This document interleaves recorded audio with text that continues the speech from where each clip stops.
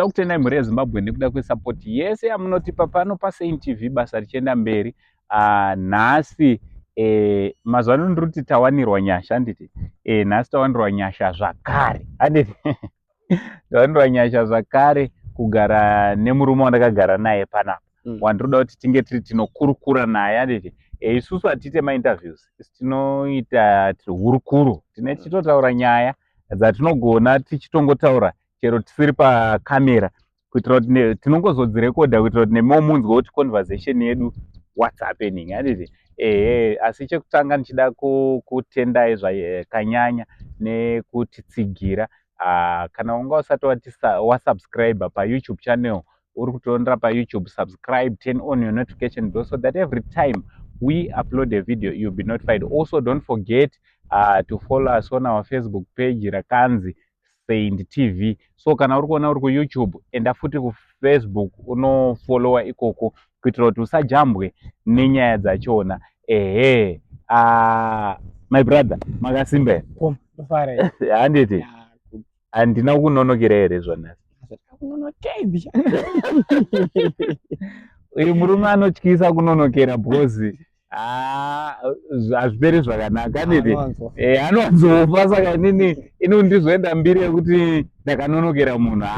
Handidi, but at least takusvikira ichi muchiri mupenyu handiti. Ini pandatanga kuona ka kuInstagram ndandati mufesi ari kuti kudii. Ndandati kuti mufesi uyu boy ndopandaenda pa account ndanditanga kuona zvakabva kupi izvozvo yes. I like zvakabva kupi inspiration yazvona iri kubva kupi. Zvinhu zvanga zvakangotanga ndochuka. Tinoda kutaura kuComet tozodzoka edu kumasax kusax guru. KuComet zvakabva kupi chaicho? ZveComet something changa chingori mandiri. Alright. Tiri kuchikoro zvaizvo kungotopa break chaitozikanwa kunzi tigona kuita breakfast yavanhu kana lunch yavanhu chingosekesa. Alright. Assembly tisagara kunyanyorohwa still vanhu musikanzwa. Alright. Zvazvingorimo but zvazvakuda kungotsvaga way yekuti uchizviita action chinokupa chakubhadhara kutongofadza vanhu usina benefit handiti. Tisati tanyanyoenda kure, sax guru ndoriziva zita riri pachitupa kana kuti iri ndere art? Iri ndere art handiti. Alright, repachitupa chaiyo chairo anombonzani wesax guru? Anonzi Bruce Mawadza. Bruce Mawadza. Yes. Alright, ndofunga mawandirwa nyasha makumuziva anonzi Bruce. Handiti. Bruce Mawadza akura sei, anombogara kupi? Just a brief of yourself, musaudze zvese kuitira kuti vasazozive zvese. Right. Bruce anogara muno muHarare. Alright. Anditika akura makore ati kurei mudiki zvekare. Alright. Both. Anonyanya kukura asi nyanya mudiki but aripo ipapa ndoma age acho ndoma age acho. Alright, but date of birth kune umwe munhu angatofara kushare birthday na 27 December chaiyo. 27 December? Ndakatobarwa iri Tuesday. Serious? 7:34. One time zvese uri kutozviziva. Alright, 27 December we'll be celebrating one of our own artist. Indoda kuti artist because ndakaona ndichienda papage I was a bit confused. Kuti sax ndiye sax kusekesa vanhu here kana sax foni kana sax necomedy zvikubatana papi? Sax guru ka ndiye saxophone. Alright. Ndizvo akatongomirira sax guru. Alright. Zvekusekesa vanhu zvakazouya tokuda kusimudzira saxophone. Alright. All draw attention. Alright. Patatoona kuti vanhu vacho vanenge vakunakirwa ndaitongoita I think ndakaita nekutanga ndichida that's enough. Ndongoita ndatoona vanhu vanenge vakutonakirwa neizvozvo. Kwakutoramba tichisimudzira from the end tichitoramba tichitongoenda. Mai sax harisina kusarere necomedy. Kune vanhu vari kuona kudaro but saxophone chinhu chiri pamwoyo pako. That access something chauri kuita chiri pamwoyo. Hachimbobvi chakasara unombo uchitochishanda newe. It's only that hatisati takunyatsozvishambadza papage but takuda kunyatsoshambadza vazvione kuti aiwa chiri kugoneka zvedu chiri. Handiti. because ndakatozoona maruva dziya dzine nyembe makabata saxophone murume zvaanotofitwa futi nedzine nyembe dzi una mambodziwa nepiko hembe dzedu aneti aiwa zvinofadza tidzokere ku line ramunotaura nezva muwanzotaura zvehondo muwanzotaura zvekunonoke tuma komedi rako nderako wega ende indokutora se unoita ma-stand up comedy because you'll be doing it all by yourself. Chii chakainspire especially kuti unge uri uno ma-statements ako esa unenge uchitaura especially pakunonokerwa. I'm sure there's something behind chakainspire. Okay. All right. I have seen that Zimbabwe so far kana kwese kuti munhu apinde mudambudziko, it's either pane ambokumbira kuhama or something atombokumbira someone kuti abatsirwe, but then vanhu vanozoda kubatsira munhu atosvika penguva yekutoti atononokera kuti hapasina zvekuita atofa. And two, chinonyanyotirwadza stereki kunzi munhu afa inyaya yekuti hatisi kuziva kuti chii chamuuraya. Saka kune inonzi postmortem yatakuzonoita kunana chiremba kuti hatinonzwa kuti chii. Saka mubvunzo ndozvinonyanyochemedza munhu kuti hatisi kuziva kuti afa nei munhu akapondwa but hatisi kuti ndianani. Saka chinhu chekuti mubvunzo unenge uri muwanhu kuti chii chaitika kuti munhu yasvika apa arwara here, chii. Munhu kana afa hachakwanisi kudi kusanangura. Saka ndabva ndatirega nditore pati yemunhu iyaya afa nditsanangure kuti chii chaitika kuti ndisvike pakufa. For example, video repa State House rakava rechi3 the third video iroro ikombi yakarera pa-State House ende setinyasoziva kuti nzvimbo yaindekutambanayo. Saka kombi yaingofamba, video raingofamba, into pakatanga picha richingosirculate vanhu vachingoti kombi chii chakaitika, tara kuziya but hapana aiziya ende hapana aida kutaura, zvinotyisa kutsanangura. Saka ndakati mubvunzo kwari muwanhu, I think what if ndikaita content yekuti ndopindura vanhu zvavari kuda kunzwa, ndichivagadzirira something from nyaya dzacho idzodzo, ndichivaudze ndakamira sei nge ndini. Ndiyo wakaitwa ndokakabva inspiration yefirst video video repa-State House kutsanangura kurwera kwakaita kombi. Alright. Kwozoti inini ndinofarira zvakanyanya muri macomrades musaiti imimi pobva pati 4th Street pati zvaibva nekupi chaizvo. Alright. Inini ndinhu anofarira kustudy. Alright. Ndoerenga ndoresearcha ndaresearcha information ndobva ndazoda kuita into summary kuti zvinakidze. Chandakaona pano anofarira kuerenga kuti kuerenga bhuku kudaiwo kana kuchikoro history dzaibowa. Saka there is a way yaunokwanisa kuudza vanhu kuti wafare but uchivaudza. Saka inini ndiri mutown, is something chaindinetsa kuti ma-streets aya mazita yakambobva kupi. Streets emutown kunana Leopold, Julius Nyerere, Simon Mazorodze. Saka uchizotarisisawo wamwe wacho navanhu vanga vari part of the summit, mazita evanhu vanga varimo. Then vamwe vanhu vakarwawo vakaparticipate, pane zvavakatoparticipate like the likes of Nelson Mandela. Ndosaka vazopiwa ma-streets as a sign of honor kuti ndinhingi. Saka pane ma-streets ana first, second, third. Saka ndabva kuti ndikangoitawo vanhu zvese zvakunzi vanhu ma-streets aya ndewa. I think nyange ndikatsanangura kuti ningi ndozotsanangura kuti first vanhu vachaseka but ndichitotaura nyaya yangu. Zvinoona kunakidza. Mabvira akaita panyaya dzehondo idzodzidzi. Handina kana hondo yandakamboenda. Hapana kana hondo yaunoziva. Because matsanangura unenge uchiita unochitoratidza kuti iwewe you were part of the guerrilla war. You were part of it. And you are actually good at it. Tine chitry mukoma kuti zvinakidza. Handiti. So pane vamwe vari kuitawo comedy vakasiyana siyana. Vamwe vanotosvika pakutozopererwa necontent. Content ronetsa kasingaiti.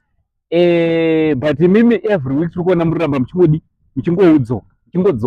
And I like the fact yekuti munoshandisa ma-events, ma-real events akatoitika, then you turn them into comedy.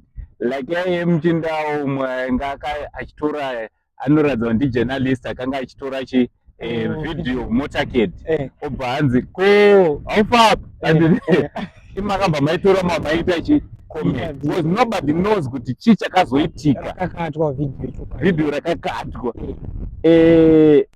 Kuna mama content creators mungada kuvapa advice yekuti kudi or someone who would want to join nyaya dzecontent creation? Content sezvamambotora chinhu chinonetsa. It's not alright kusekesa vanhu uchingotarisika appearance yako doesn't mean kuti zvauchataura zvichanakidza. Pamwe pachona panoda brain dzako dzinyaso sharp because chinhu chauda usarudza ndauda kuita. Usaite content nenyaya yekuti uda kuzikanwa, ita because something unoda ichichi. Saka ukaona munhu anoda kuita uya nenyaya unoda kuonekwa ndovanhu vanotanga kuteedzera zvinoitwa nenyaya zvaasi kufunga outside the box. Ari kuda kungotorawo zvinoitwa nevamwe. You find out kuti angoni macontent creators ari kuita zvakafanana. Saka pasina difference. If uchi muZimbabwe chaunofanira kuziva ukaita chiri kuitwa nemumwe munhu hauchatochigoni chinhu. Hauchatochigoni because ukuita chinhu chiri kuitwa nemumwe munhu. Saka kana wafunga kuita content kana unoda kugarawo kana uricheka content unoda kugarawo uri pamberi tarisa kuti vamwe vari kuitei chii chiri patrending.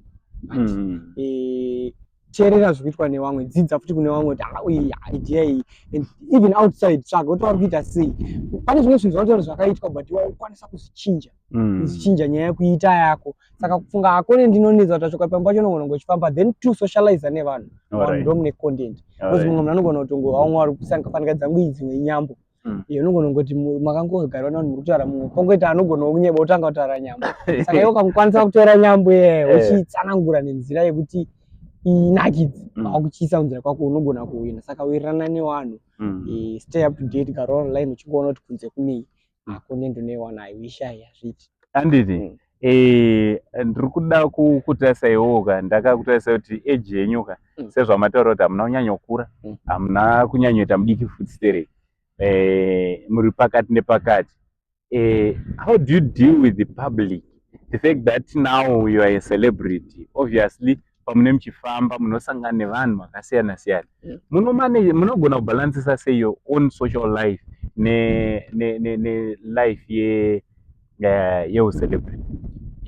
Chokwadi vanhu vanoda kungonyebowawo but hapana difference papa. Difference inozoitika kana wauda kungozvinda wangozvinzwa kuti hawakapenga ndopanozotanga kuda dzokorodzai ipapo naini. Tinotofunga kuti zvakasiyana. Aiwa, chokwadi unongori the same person. Nyaya yekungoti wangozikanikwa pafoni zvangofanira vanhu vamunoziva vanokuziva imi nhama dzenyu dzichatadza here kukuziva kuti ningi akakura uku.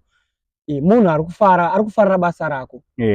Saka mupe time kana wasangana naye, nyangwe kana wakanonoka just mumhorese zviri sei ndakanonoka chichichi akakumbira picture mupe. Hazvina kana chinombosiyana kuti hanzi life yandayamborarama, chinongosiyanawo maybe ndowawedzerawo kushanda kutoite mari nekuzvidhipati nedzimwe tsika dzawaita dzakufanira kusiyana because wakufanira kuratidza vanhu different picture yako kuti kana wanga uri munhu uya anomwa doro haucharumiriwo pavanhu, haunomira chii pako wega kuitira kuti wakuchengetedza image but hapana ukasangana nevanhu hangokuzivawo mumhorese zvakangofanira mese muri vanhu. Content changosara pano chakakosha kuenda kudenga chasara pano izvi. Alright, kureva kuti muri mukristu kaizvi wozi mimi mabva matoparidza kutoti at the end all is vanity, handiti hazvina maturo zvichasara handiti.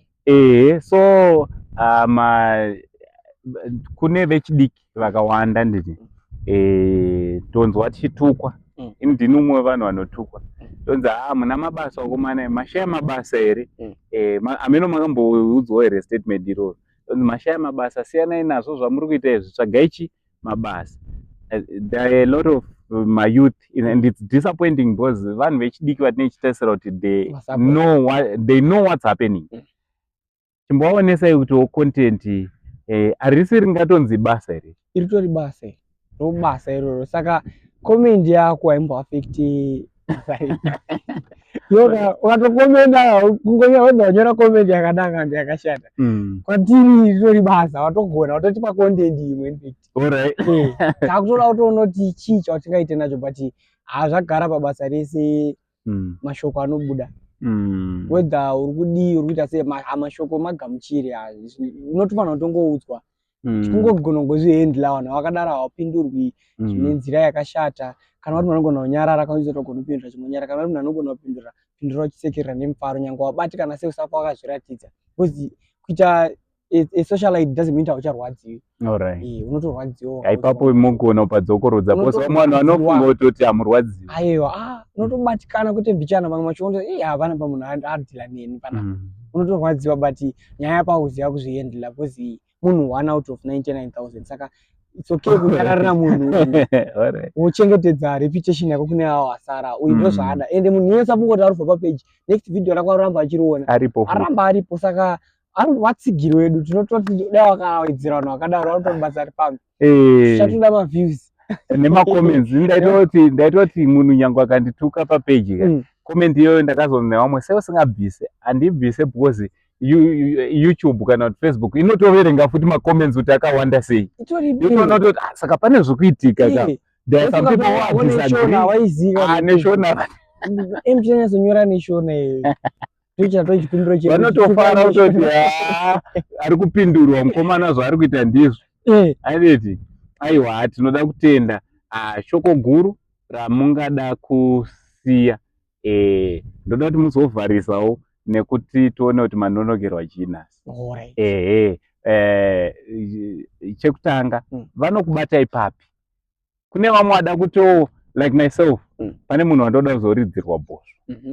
Ndakati muchatoridza gore rino risati rapera. Ndakutopa it's a business deal randiri kutoita nemi vanhu vese vachiona kuitira kuti vakazoona makuridza zvakambodi anditi pane pandoda kuti muzondiridzirawo bhosvo December iye kutanga kwake. Right. Vangada kuridzirwawo bhosvo timbotanga nebhosvo vachaita like nekuti muchabva mauya necomedy futi vanokubata ipapi. Vanotibata panhamba dzedu dzebasa dzeWhatsApp dzinoti 07822913363. Alright. Idzo dzinoita macalls neWhatsApp. Kana vakauya paFacebook dziripo futi toshandisa username Sax Guru. Kana iri TikTok Sax Guru Official, kana iri Instagram Sax Guru Official as well.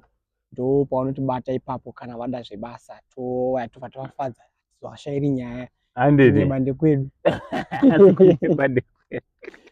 Anditi aiwa my brother, thank you so much nekuva nesu. Ndanzwa kuitirwa zvakanaka. Aiwa ndatenda. I wish you all the best pacareer yenyu pakuita kwenyu kwese. All the best. Anditi asi mukunonokerwa. Ndotanya nyaya iya. Ameno kuti kunonokerwa kwenyu nhasi zvii zvakaitika patsaona yekombi. Ameno content creator. Tsaona yekombi.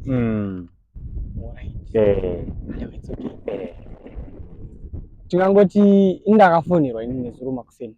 Na mai bro wangu ngara kudema. Uye mangwana makuseni uyo tori mwana. Arbaenda kuchikoro zvavhurwa bezvo. Mwana ada kundiswa chi. Zvakabate basi kuenda kuchikoro. It's okay, ndikuya makuseni. Ndibva totora chi wallet nemari ndandinayo ndabuda.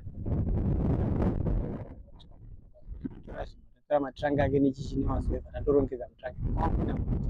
Ndatora saka takaswera kamudzisira kuti uyu yanga iri private aita ari kuenda kwamutare but angonotsiwa chitungisa totora ino kuya chi lockdown. Ndobva anotsiya muchitungisa mama. Ndobva tanotora I think takasvika na 8:45. No 9:45 ndobva takasvika muchitungisa. Patasvika parengi patakwira chimwe chi sprinter so vadaidzira vabereki dollar kuenda chitown kuti tine dollar tiri 2 kanziko luggage luggage tichiso 3 kanzichisa 5 muri 2 ndatichema chema naye patasvika pa 4 patapinda mota mimi ndopa yafamba tasvika pa koala panogadzirwa ngirina aminoti mombe yakabva nemukoala inenge yaida kutemwa saka yakatiza muchi koala kuda ichimhanya papa yakarwa pocho ndakagara papa panopisa tanzigare pakadowa pamakabata trangira kandi ndakasika kuona ichipano ndakatodaidzira ndikati driver mombe yedu pabereki saka itora richoka idaona tasara kuti ndakazonzi vanopenga saka paakachoka mombe ndopa yakabva yatosvika pakuda kutoya kunzvenga kuti aida kuti andenge mombe